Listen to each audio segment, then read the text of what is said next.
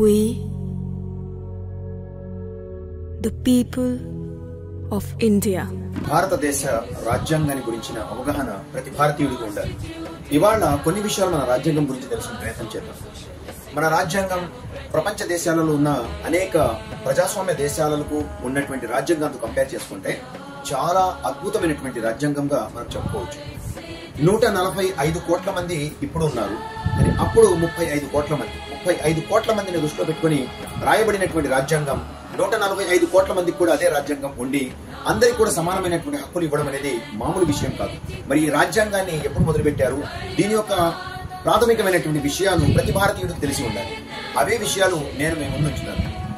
ఎప్పుడైతే బ్రిటిష్ వలసవాదం బలహీనపడుతూ వస్తుందో, స్వాతంత్ర సంగ్రామం పుంజుకొని ప్రతి మూల నుండి, భారతదేశం యొక్క ప్రతి మూల నుండి భారతదేశంలో ఉన్నటువంటి ప్రతి ఒక్కరూ భారత స్వాతంత్ర సంగ్రామంలో పాల్గొనడం మొదలుపెట్టారు.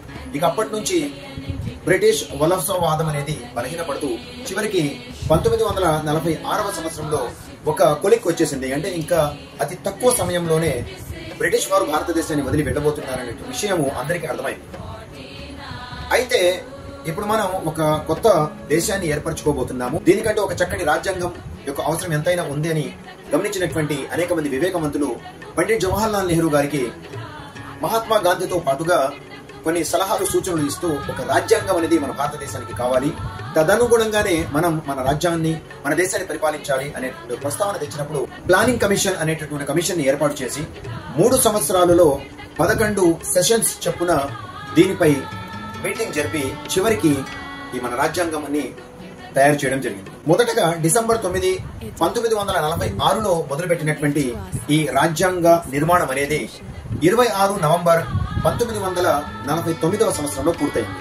ఆ తర్వాత ఈ రాజ్యాంగానికి మనకు మనమే 1950 జనవరి 26 నాడు సంపూర్ణమైనటువంటి సార్వభౌమత్వాన్ని పొందుతూ మనకు మనమే సమర్పించుకున్నటువంటి రాజ్యాంగం మన భారతదేశ రాజ్యాంగం. మరియు ఈ భారతదేశ రాజ్యాంగాన్ని నిర్మించడంలో ప్లానింగ్ కమిషన్ కి అధ్యక్షుడుగా ఉన్నటువంటి బిఆర్ అంబేద్కర్ తో పాటుగా అల్లాడి కృష్ణస్వామి అయ్యర్, ఎన్ గోపాలస్వామి అయ్యంగర్ మరియు కెఎం మున్షి గారి సలహాలు సూచనలతో పాటుగా అంబేద్కర్ గారు ఈ రాజ్యాంగాన్ని రచించారు. మరి అందులో ఎప్పుడైతే ఈ భారత రాజ్యాంగం ఫోర్స్ లో వచ్చిందో 398 ఆర్టికల్స్ తో పాటుగా 8 షెడ్యూల్స్ ఉండేవి. కానీ ఇప్పుడు అవి 448 ఆర్టికల్స్ మరియు 12 షెడ్యూల్గా అమెండ్మెంట్ చేయడం జరిగింది. మన భారతదేశ రాజ్యాంగాన్ని నిర్మించడానికి ముందు డాక్టర్ బిఆర్ అంబేద్కర్ గారు అనేక ప్రజాస్వామ్య దేశాల రాజ్యాంగాలను చదివి అందులో ఉన్నటువంటి లోటుపాట్లను తెలుసుకుని పరిపూర్ణమైనటువంటి, స్వచ్ఛమైనటువంటి, ఒక పవిత్రమైనటువంటి రాజ్యాంగ నిర్మాణం అనేది చేశారు. అందులో ఆయన చదివినటువంటి రాజ్యాంగ గ్రంథాలు యుఎస్ఏ, యూకే, కెనడా, ఐర్లాండ్ మరియు ఇత్యాది దేశాల రాజ్యాంగాలను చదివిన తర్వాత కొన్ని దేశాల యొక్క రాజ్యాంగాల నుండి ఫెడరలిజం అనేది, అలాగే పార్లమెంటరీ డెమోక్రసీ అనేది వ్యవస్థాపీకరించడం జరిగింది. ఆ తర్వాతే ఇప్పుడు ఉన్నటువంటి మన రాజ్యాంగం నిర్మాణం జరిగింది. మన భారతదేశ రాజ్యాంగంలో ఉన్నటువంటి అత్యంత విశిష్టమైనటువంటి విషయం ఏమిటంటే ఇక్కడ ఏ మతానికి పెద్దపీట వేయడం అనేది జరగలేదు. అలాగే మన భారతదేశానికి కూడా ఏ మతము ఆపాదించబడలేదు.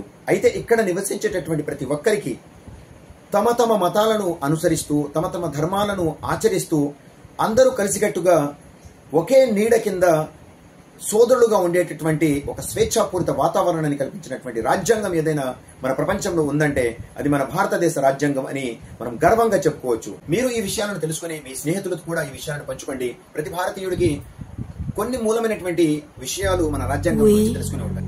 జై Hind. The people of India.